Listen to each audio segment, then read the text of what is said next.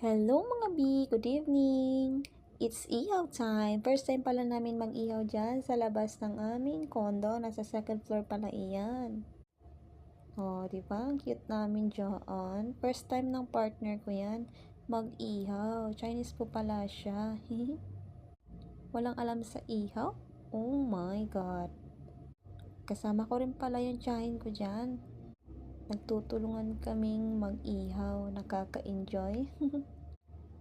At ang tagal kong hindi ginawa to Ito na pala yung fish namin. 4 na piraso at isa-isa kami. So yun na nga, kumain na kami. Magpapakabusog. Talaga namang tataob talaga yung kaldero neto. No TV, no problem kami. Para masarap ang aming kain, nanood kami sa aming cellphone ng aming sinusubaybayang Cruz versus Cruz at Batang Quiapo. So yun na nga, hanggang sa matapos ng aming kain. Yun lang po. Thank you for watching.